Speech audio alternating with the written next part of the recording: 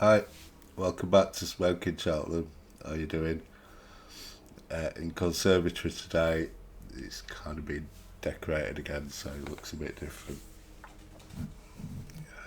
I hope you're good anyway. Um, I'm kind of dying of cold a bit. I'm not on great form, but I'm here and I'll do my best. Um, yeah, what we'll do, we'll just sort of flick through the cards. I hadn't got any sort of firm opinions so much really on the cards at Aintree. I've had a good look at the national, so we could have a good little chat about that. And maybe I don't know. I might say something that kind of leads you into thinking and finding a good bet somewhere or something. I don't know. So I'll just sort of give my thoughts on the rest of the cards. Like we'll just have a flick through it. I'll just kind of wing through it all. Basically, the only bets I've got up to now, I've just got a few bets in the national, and that's all. There is, or there was, a wasp buzzing about. So if you see me just run for the hills at some point, that'll be why. Um, yeah, I'm not keen on wasps really. I don't mind bees; they're pretty chill, aren't they? But wasps, I don't know. They're a bit angry, aren't they? Yeah. Anyhow, right. So yeah, we'll do that. We'll just kind of flick through the cards. We've got the final decks now for Thursday. Um, and yeah, I've just not really got as far along as I know last year I had a few little bets ante-post, but just really didn't know what we're running where or whatever, and so I haven't been feeling great, so I just sort of left it this year. Um, right then, so we'll go on to tomorrow's racing. Start with the 2.5 mile Grade 1 Manifesto. Yeah, it's a nice race, it's a good race, isn't it? We got Croke Park, Gidley Park, Impera Pass, Django Bay, and you can maybe throw Rhuboard into there, I guess, as well. Um, yeah, this is a race I kind of liked all season for Django Bay. I mean, just before we start, really, I this is a meeting I'm always a bit cautious at. I am. I don't, Cheltenham, I'll play nearly every race like and increase my stakes. Aintree, I won't. I'll just pick and choose my battles, and I'll generally stake a lot less, a fair bit less. That's just experience from me anyway. I mean, some people may be brilliant at Aintree, but I found, years ago now, you tend to bounce out of Cheltenham, plenty of money in your back pocket. You come to Aintree, and yeah, I had a few nightmares. So you know, you live and learn, don't you? The thing with Aintree, of course, it comes close to Cheltenham, particularly this year. You don't know which horses that ran at Cheltenham are going to bounce out fine and which ones don't. Um, you can sometimes you'll see an horse you think that's had a tough race there at Cheltenham. So it comes to Aintree, you'll be against it and it'll be fine. And other horses you'll see at Cheltenham, you'll think, oh, he's not really had much of an hard race, they'll be alright, and he'll just fall out the back of the telly. And it is a bit like that Aintree, it's a bit like Russian roulette in that respect. Horses can just fall out of the back of the telly for no apparent reason at all, So hence I'd say it's a meeting to sort of tread carefully. Uh, that's how I tend to approach it. And if I get in front, then maybe I'll start playing up a bit, once you get sort of playing with their money. And generally, these big meetings, that's not a bad way to approach it, but certainly for Aintree. So, right, that aside then, yeah, I mean, that would apply to this race, Croke Park, Gidley Park, Impera Pass, these horses, they've all skipped Cheltenham, coming here nice and fresh. The horse I like is Django Bay, which obviously took out the Arkle somehow, didn't he? But all season I thought this was his race. Like, I think I'll be with Django Bay here, but I wouldn't be going mad on him. Like say that 3 week gap. Just don't know. But yeah, I think he's really good at Aintree. I think this trip's bang on for him. Yeah, he won't mind the ground. Croke Park, I love Croke Park. I do. He could go really well here. He could. He wouldn't be putting a line through him. I just thought against Ballyburn the last day, Gordon didn't train this horse from the beginning of the season like a Grade 1 horse for the spring. I think he underestimated. So he's had a busy first half of the season. I don't know how much he's going to have left in his locker for the spring, because of that. And I thought against Ballyburn last time, he kind of looked tired. He looked a tired horse to me, after the last. But saying all that, I love this horse. His jumping's insane. This could really suit him. But that would be my concerns with Croke Park here. Gidley Park, he's a classy horse. He's up to taking out a race such as this. He's just a difficult horse to trust. I think he's got the ability. His form reads well now, don't it? He beat the Nichols horse the last day, who went on to take out that handicap at Cheltenham. Well, he's just a hard horse to trust. He had that heart issue, and then I think he were going to Cheltenham, and he had some other issue. The market may guide you a little there with him. If he's strong in the market, then yeah, I'd be respecting him. I think. Pair of Pass, first time cheap pieces. He's Grade 1 horse. He took out the Grade 1 here last year, didn't he? The 2.5 hurdle.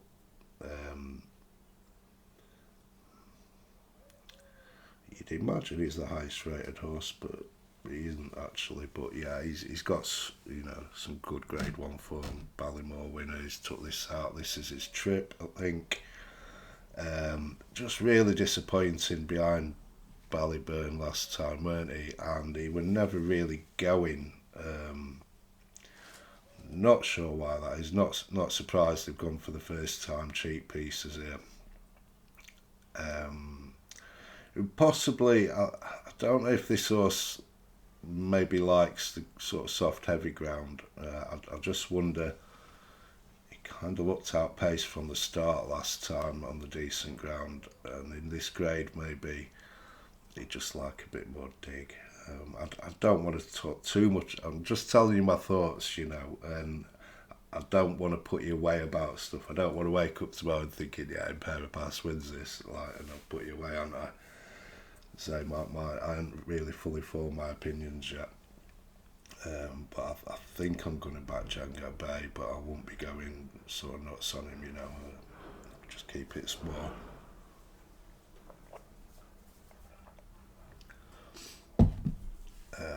I think he's around 11 to 4. The juvenile hurdle.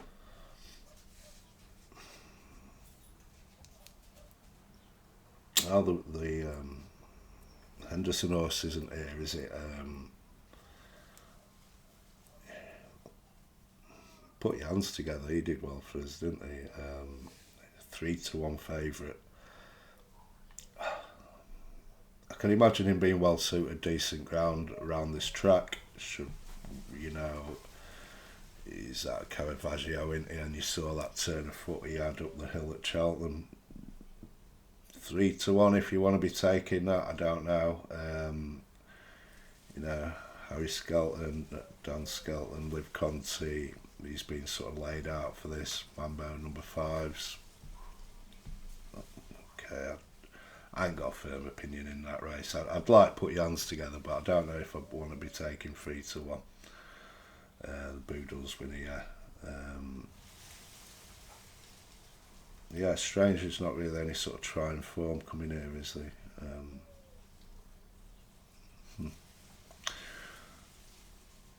Right then, the Grade 1 bowl, 3 mile, Hoisenyo, he's got a lot of letters next to his name, but he generally goes well here, doesn't he? Gaelic Warriors here, wow. Gaelic Warrior, up to 3 mile, wow. Grey Dawn in Spillane's Tower, stage start, it's a good race, isn't it?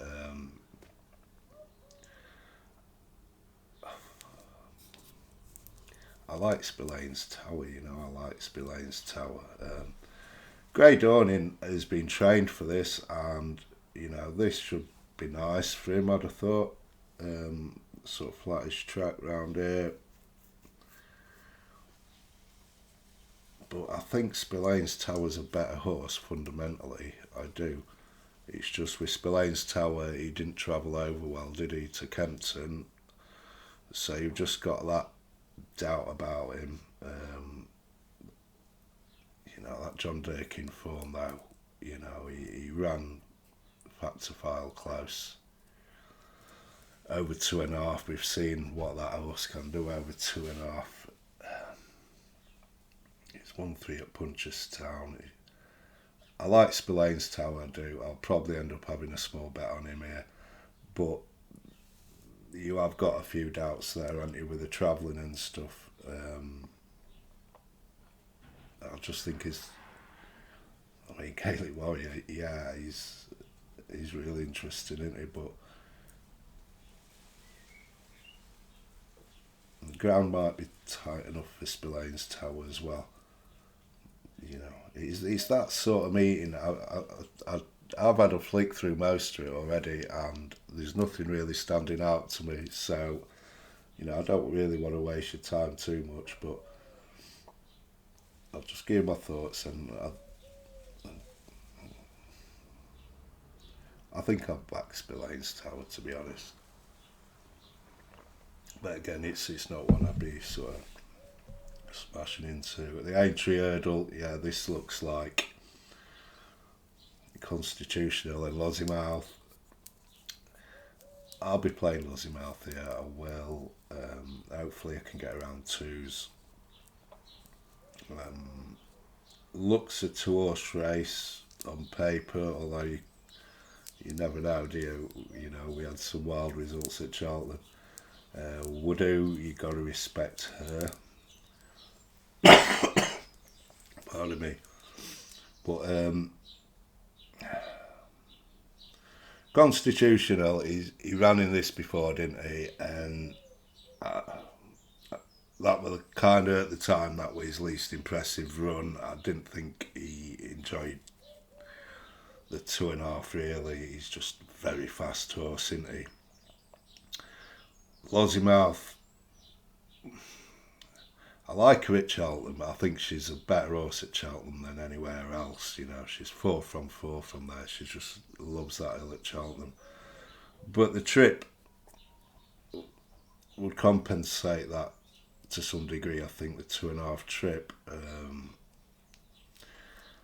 I'll be on Lozzie. Yeah. I think you're taking a bit on trust with Constitutional odds on, aren't you? I think she's the bet. Even sort of and I've got some bias to Lossiemouth, I admit, but putting that bias to one side, looks like a kind of two-horse race. I'd say maybe 2.5 we would do in there.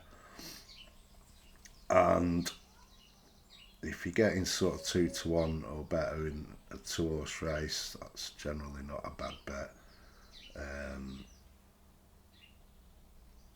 Yeah. Yeah, I'll be going with Lozzie there. I may even have a little on her for the champion hurdle before that race, but I haven't really looked into that. If I can get somewhere around 8s or something for the champion hurdle, yeah. Hunt to Chase, I've not really looked at that. All the red run, all the bumper, so.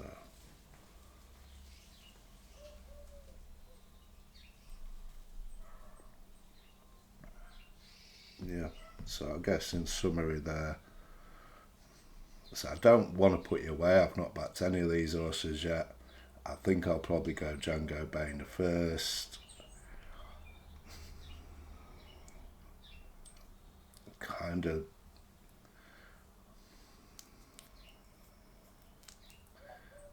Not sure about put your hands together, but he'd be my selection there. But I don't know if I'll actually back him. Spillane's Tower, I'll probably have a small bit on him, and I'll back Aussie Mouth. Yeah. So that's Thursday. We're going to Friday. That's about 15 minutes up to now, and yeah, I don't want to spend too long on these cards without giving you any sort of firm opinions. And then it gets even trickier because we haven't got the final decks for Friday and Saturday, have we? So, right, Friday we open up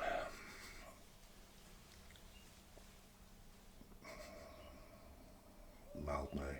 Yeah, long title. They could have just said the Malmay. Yeah, 3 mile grade 1. Okay, novice. No.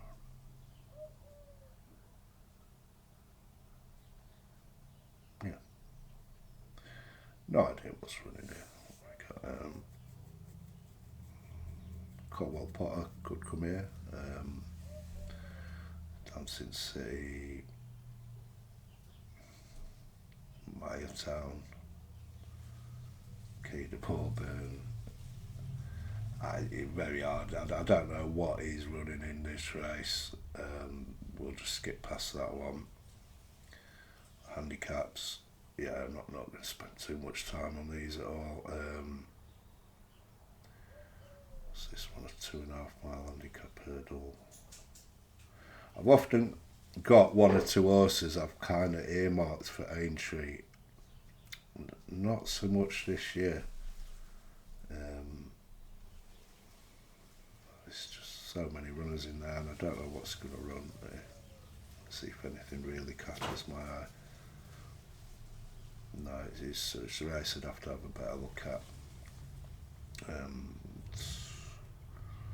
2 mile top novice hurdle, grade 1. Generally in this race,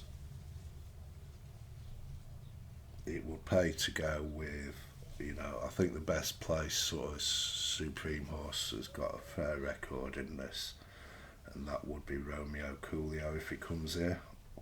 It's looking like he's around 5 to 4. That's short, isn't it? And that's on the ante-post as well. Yeah.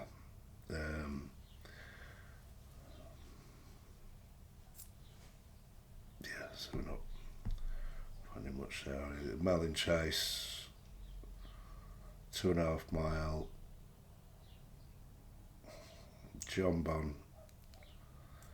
I won John Bon for this last year, and he took it out, but I weren't fully confident for a lot of the race. I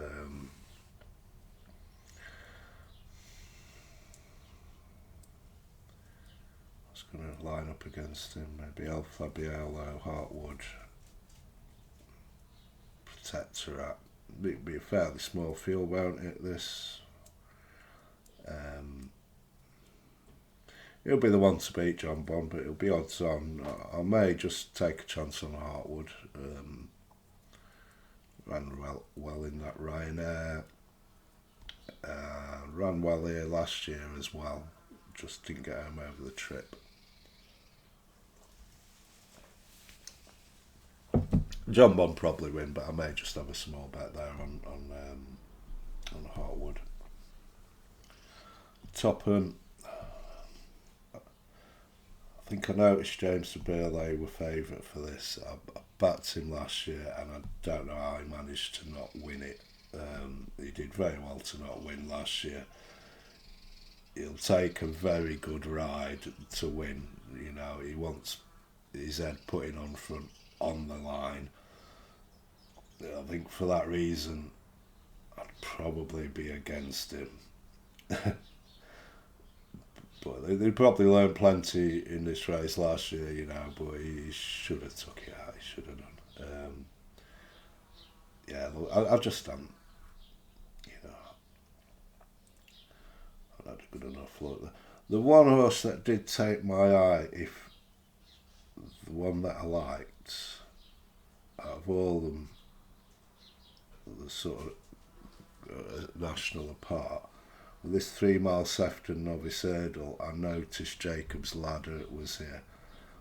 I got quite excited when I saw him in the entries, and I thought, yeah, I'd like him for this. And then I looked at the prices and they chalked him up as like 5-1 joint favourite, which is disappointing. I'd been hoping for like a bit of 12s or something, and I would have had a little bet on him. He's also, I think, entered in the 2.5 mile one. Just give me a sec. Blue, leave that alone. Leave it alone. Yeah, look, I don't know what's running here. I'd be interested in Jacob's Ladder if he turns up. I think he'll enjoy a step up in trip. He's progressive. But there's a load of interesting looking horses in there. Another big handicap, 2 mile.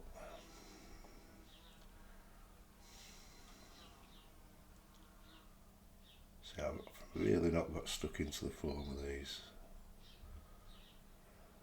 This is probably the least informative preview video for Aintree I've ever watched in it. Yeah, I don't know. I don't want to put you away with things. And then Saturday,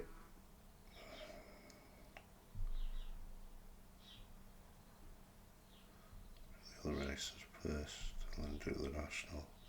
I've got a bit to say about the national. I've had a good look at that. So.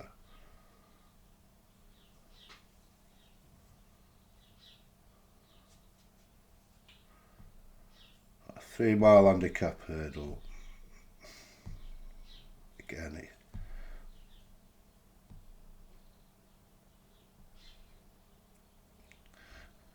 Dan Skelton's got a brilliant record in these handicaps at Aintree, and this race he's took out a few times, and he's got one in here that caught my eye. But again, same thing, looked at the prices, he's priced up around 5-1 favourite. Mr. Hope Street. Looks like he's been laid out for this. But yeah, that, you know, if I could have got a bit of double figures or something, I'd have took a small chance on him, I think. But you know, weren't in a rush to back him ante-post at sort of 5s, and I think he's entered elsewhere as well. And yeah, competitive. It'd be hard enough when we see the final decks. Like, never mind at this stage, you know. 2.5 mile Novice Hurdle. So a lot of these horses are kind of double entered, like Jacob's Ladder again, he's in here, and there's others that are entered for other ones. Cocktail de Vin's here, I like him. Yeah, there's more to come from him. I'd be very interested in him if he runs here. I haven't even looked at the prices, to be honest, for this race. Lalamba's in here. Lalamba's not running on Thursday, so maybe running in this. That's interesting. Diva Luna's in here. Yeah, it could go well here. Won well here last season. Ran well in the mares at Cheltenham. Interesting. Romeo Coolio's in here as well. Mr. Mega, he's yeah. So I'm not helping you out much here, am I? But at least I'm being honest. 3 mile William Hill handicap chase. Yeah, if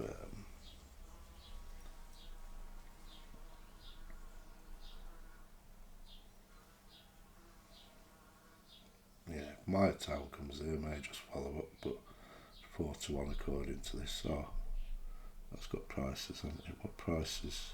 Cocktail to win 6s. I don't know how accurate these are just racing post prices, but yeah, still short enough ante-post. Liverpool hurdle, yeah, we had a nice bet here last year, didn't we, on strong leader. It's here again. Teapot, I think, is coming here this time.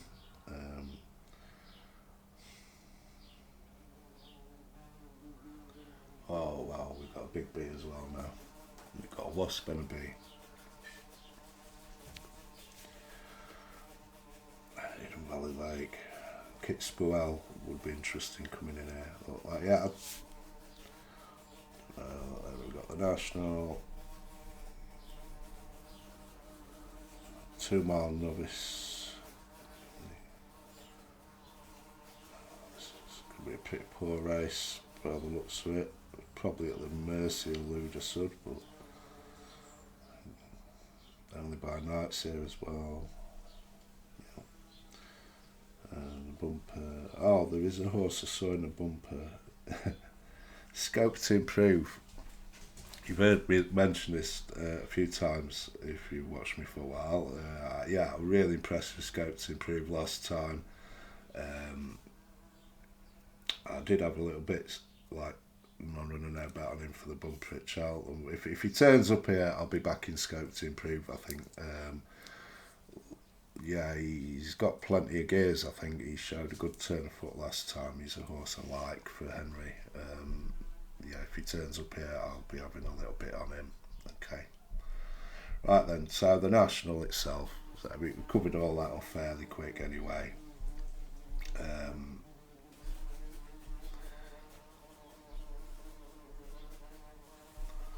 Right then, I made a shortlist here, yeah, on this how you do.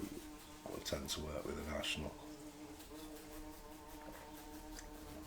Initially, Jesus, it's a big bee, this. Well, it is as well. Let me see if I can help this bee outside. Sorry.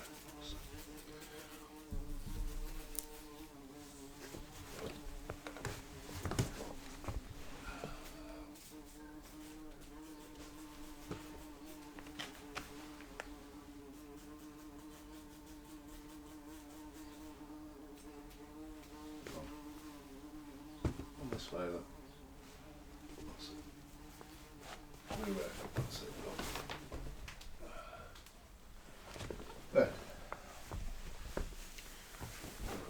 Right. Funny games today, eh? Right, okay. Yeah, the big one, the National, right. Yeah, I made an initial sort of short list of 9 here. I kicked off Nick Rocket and Beauport, got it down to 7 now. So, you know, I'm not going to back all these, but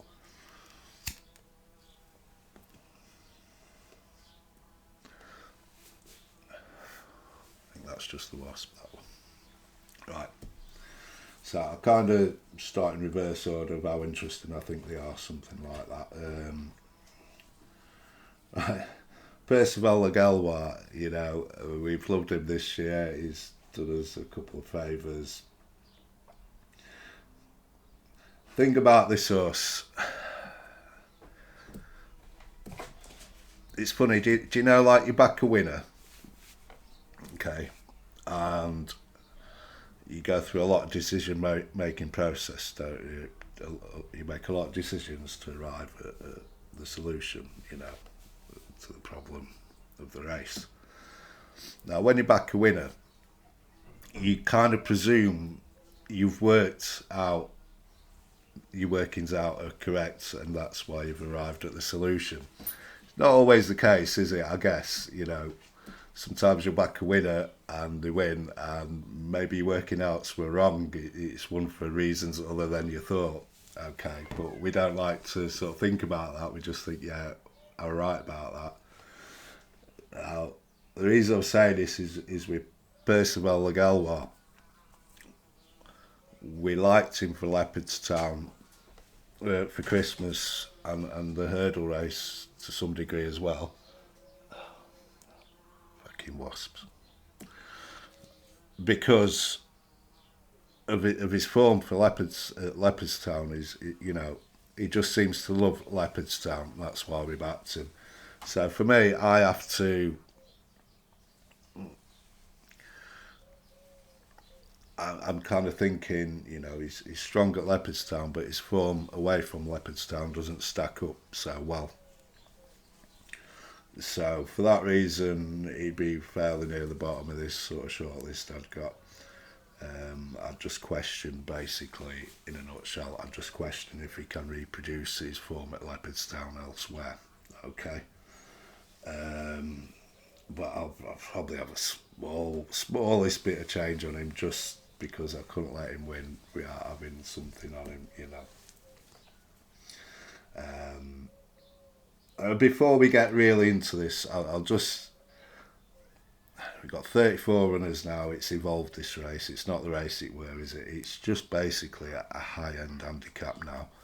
And all you're doing, you're just trying to find a horse that is kind of thrown in to some degree. You look at any sort of high-end handicap like we had at Cheltenham, say, recently. Mayertown, thrown in. Jaguar, thrown in. These are like kind of graded horses in handicaps, aren't they? The Gold Cup winner there, he took, I know the way you're thinking, he took out the Kim Muir the year before. So, you're looking, what I mean, you're looking for a horse that looks like it could be well ahead of its mark. Okay, that's all it is. It's not like years ago when you want a sort of 9-10-year-old of 10.5 stone that's maybe, took out an Irish national or a Thyestes or something like that. It's just, although those horses can still win.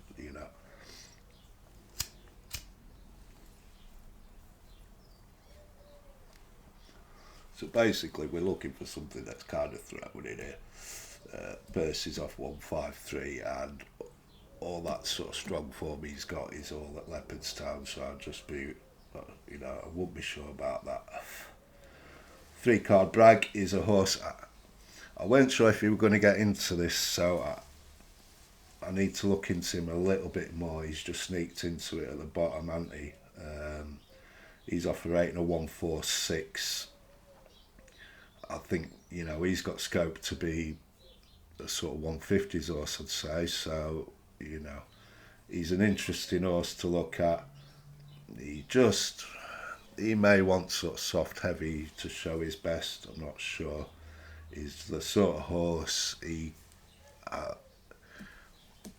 if he takes to it, I think he'll run a blinder, but he may not. He's going to go close or kind of pull up, I'm not sure.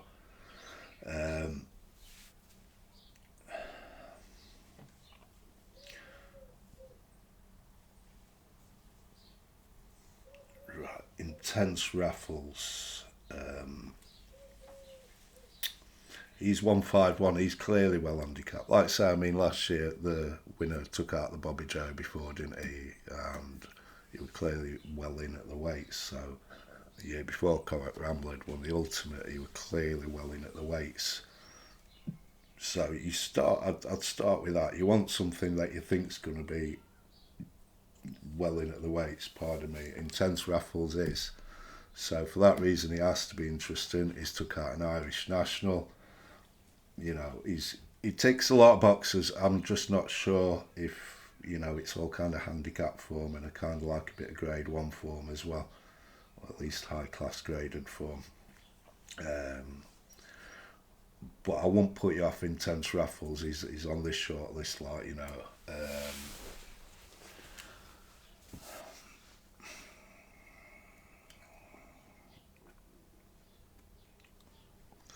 So we're on 34 minutes. Just pause you. Discovered something that I can pause you. Okay. Production value is going up. The content's a bit down today, I'm afraid now. hopefully next, I may come. We may have a look at air or something next week, and hopefully I'll be on better form for that. Okay. Right. Okay. So where were we up to? Intense raffles. Yeah, he's there with his chance. I'd say.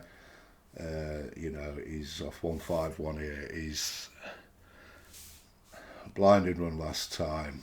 He's well in at the weights. Yeah, he's got to have a good chance here. Grange Clare West is interesting. He's off 163, and it's kind of hard to argue he looks thrown in, but it's just that run behind Galloping, in the Irish Gold Cup. That's good form, isn't it? You look at the horses around him. It's like, he's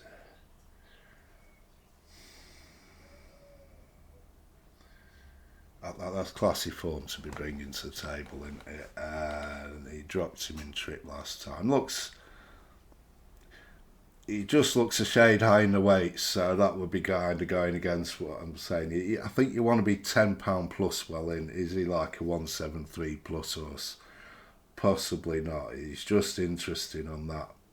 I've not backed him yet, but that piece of form, that's classy, isn't it? And look at the race last year, and the second, third, and fourth were all sort of fringe Gold Cup horses, and you'd say Grange Clare West is a fringe Gold Cup horse. It's seen running a massive race here. He just may not have enough in hand to get it done. And then we're coming down to the sort of three I've had a little bit on, to varying degrees. People like a big price each way one, don't they? And my one for this were Minella Kakuna. Well, I did look just before I did the videos. He was 25s generally, and he seems to have been well back today. I think 20s is the best you can do now. You have a tenner each way at 20s, and you get a place. You spent £20, you're getting 50 back. So really, despite what some others may say, you're only getting 6 to 4 on your money there for getting placed. And he's rated 157. Hard to argue he's potentially a 167 horse. See what I mean? It's like he's only getting £6 off Grange Clare West. Could you see Minella Kakuna coming second or third in like an Irish Gold Cup? Not really. So again, I don't think he's the winner, but he's the one I can see. If you want one that might just hit the frame, I think he's got a great chance hitting the frame, just purely because he came third in an Irish National last year. He came second in the Whitbread, the Bet 365. He won that. He came third in an Irish Gold Cup, Irish National. He really likes these extended distances. He's £6 higher than when he won that 365, and that would be a lot of a lower class race than this. I don't think he's handicapped to win it, but I can see him running a big race. I think the extra, the Irish National and the 365 around 3.5 mile. This is 4.2. I think he'll improve for that extra trip. I just don't think he'll improve enough maybe to win it, but I can see him running a massive race here. I can see the appeal of him each way.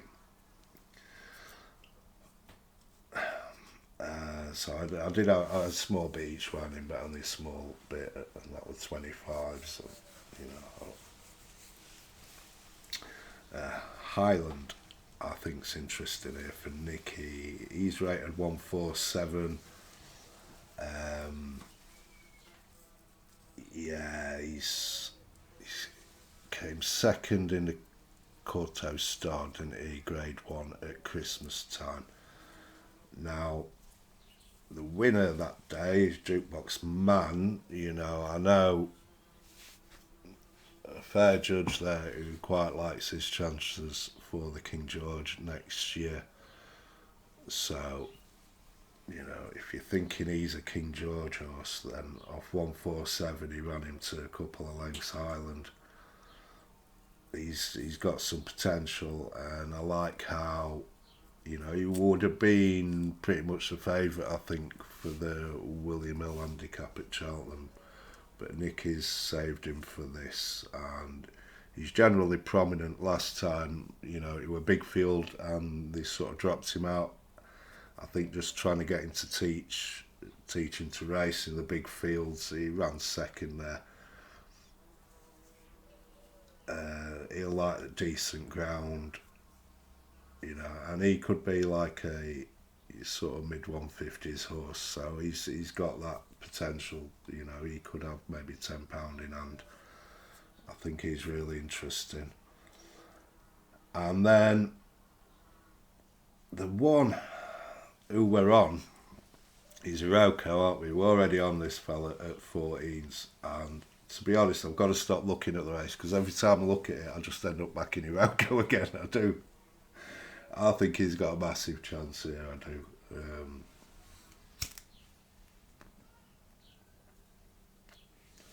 You know, the Grade One at this track last season, the 3 mile 1 novice. He came second, so I know the way you're thinking. He had Hartwood back in third that day and Chianti Classico back in fourth. He's off 152 here, Iroko.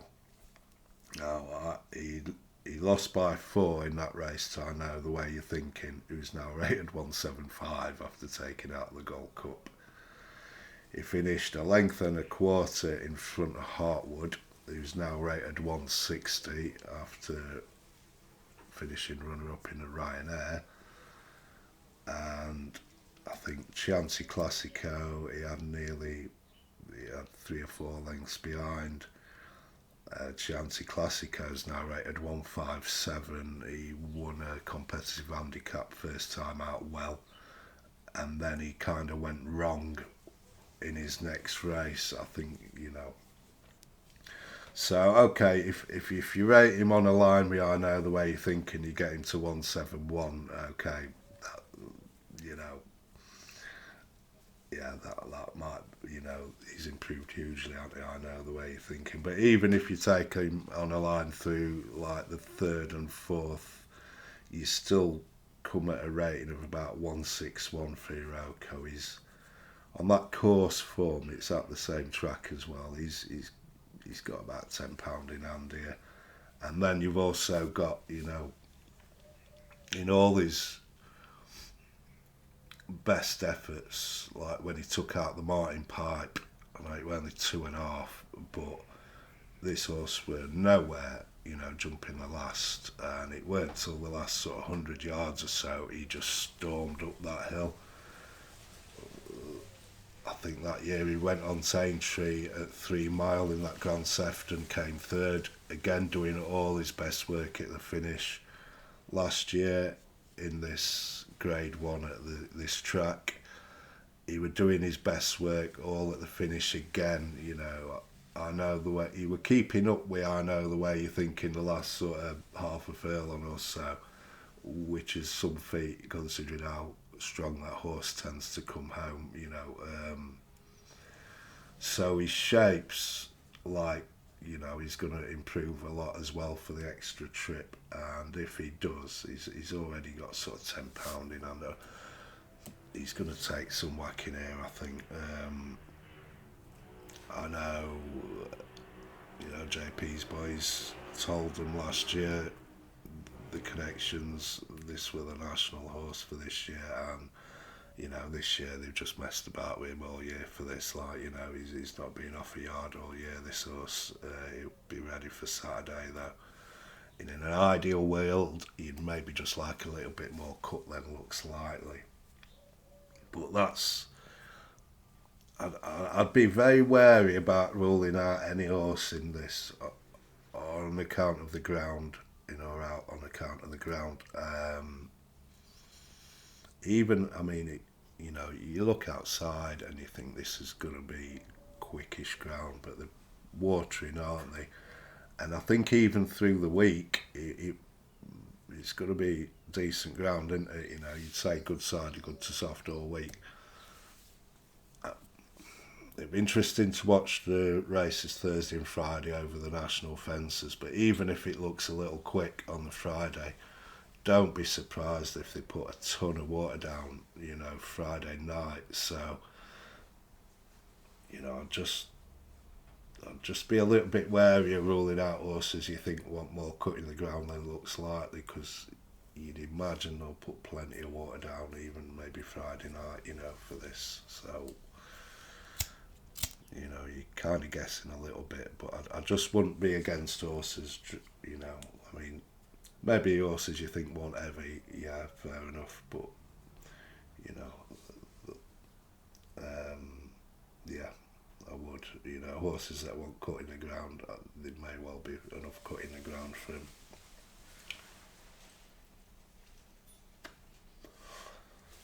So that's basically it then on the national. Like I say, I think you're looking. I've got this short list of sort of seven. I'm looking for a horse. I think it is got £10 plus in hand that could be like a grade one type animal. Um, and if you look at it like that, even you know through that lens, even on this short list I've got, I think that would take you down to say Intense Raffles, Iroko, Highland,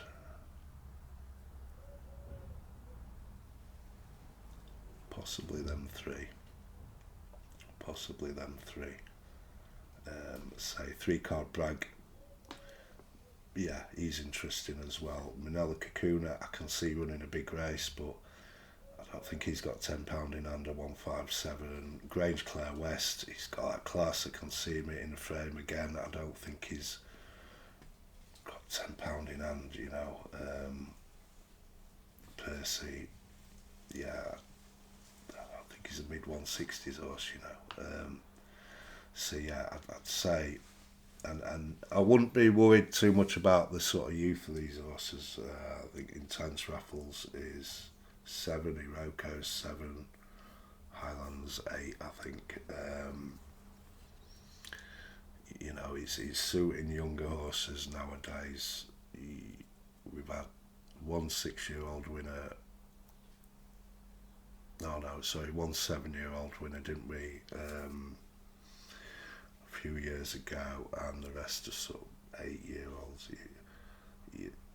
Maybe a 9-year-old in there, but I think you know 7 and 8-year-olds.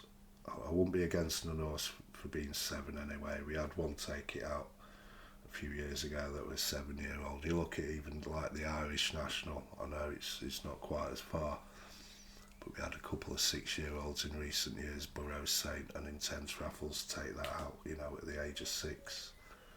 I know the way you're thinking. Took out a Kim Muir off top weight as a 6-year-old.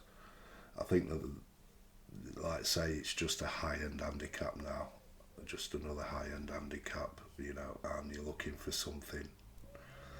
The most important thing, I think, is that your horse may have a stone in hand. That's how I'd be looking at the race, okay. And the one really, yeah, Intense Raffles, Highland, Iroko, and maybe the 3 I look at like that, possibly 3 card Bragg as well. Intense Raffles, it's all fairy house form as well, isn't it? You just wonder, is he going to reproduce that form away from fairy house? Highland, yeah, he's interesting. Gut feeling is he's probably not like a grade 1 horse. Iroko's the one for me. I like Iroko here, I do. You know, he's got that good grade 1 form, and he looks like at this track, and he looks like he could have a stone in hand, you know. So I like Iroko. So they were a point to this video in the end, you know, but it is a horse we're already on, I guess. So there you go. Nap of the meeting. go big or go home. We'll go Iroko in the national. I used to play maybe 5 or 6 as many in the national. We may only need one bullet this year. Like I said, I did have a little bit each round. Manala Kikuna at 25s. I think he'll probably, he's a horse I can see coming sort of 4th or 5th. I had a small bit on Highland because he were decent price as well. He was sort of 20 to 1 plus. I think he's worth covering at that price to small stakes. May have a little bit on 3 Card Brag. I don't know. I'll have another look at him. But Iroko is, every time I look at this race, I back Iroko again. I've got plenty on him now, but I think he's generally sort of 8, 9, 10 to 1. I'd be amazed if this fella don't go off favourite, to be honest. In my mind, he's like a 7 to 2 shot anyway, put it that way. So, we'll see. I think his price is more than fair. Right, so yeah, Napoli meeting Iroko, and I'll be back in Lossiemouth as well against Constitutional. Just on, I won't go daft on it. Constitutional could win. I think at this trip, just the value bet there is Lossiemouth, I do. So, yeah, there you go. So, all the best then.